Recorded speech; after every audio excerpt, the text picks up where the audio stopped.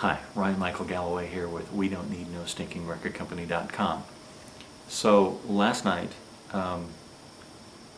we talked about the different pieces of goals and strategy and tactics and how those dots connect. Okay.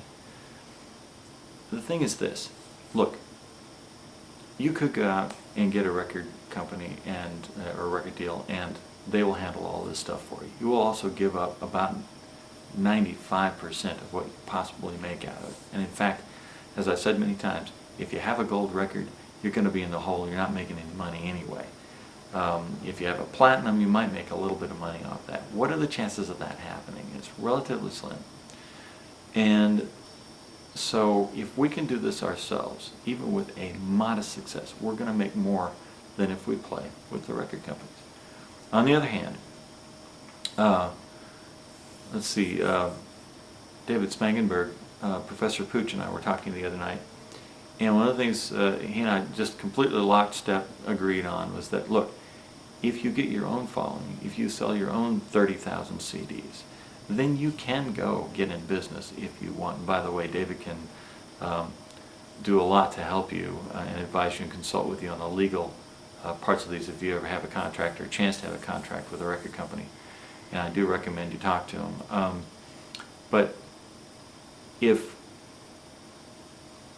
you get your own 30,000 sales, the record companies are going to come to you at some point. At that point, you may decide it isn't worth it. I just made $200,000 off these 30,000 CD sales. Why should I bother going with the music business? I am my own music business, it's no problem. Or you could utilize them, but you can utilize them for what you want to utilize them for. Distribution, promotion, something like that. And now you write your own ticket. And, that's really where you want to be.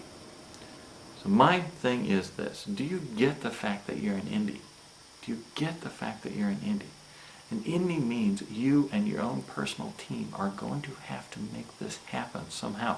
No one, don't go hire a manager. Don't go try to get a record company to take all this over for you. Don't expect a publishing company necessarily, although that's one route that's maybe a little more interesting because they might get your songs placed and help you create some revenue. But don't expect anybody to do this for you. Do you know how many cute, long-haired, perky, good-singing female singers there are? Now, they just go out on MySpace. There's thousands and thousands, hundreds of thousands. When 100,000 people show up to try out for American Idol in a town, or 300,000, then you know that there's a billion people out doing this thing. And the only difference between them and you, well, maybe you're not the perky, good-singing, blonde-haired girl, maybe you're somebody else, but believe me, there's thousands of people just like you. The only difference between you and them is that you figure out how to fit all this together and you start to make it happen. It's the only way. And if you thought of everything, you haven't. Keep going, keep going, keep going. Keep making it bigger. I'm going to start talking a little bit about how I fit all this stuff together myself, and you're going to be shocked at how many moving pieces that there might be.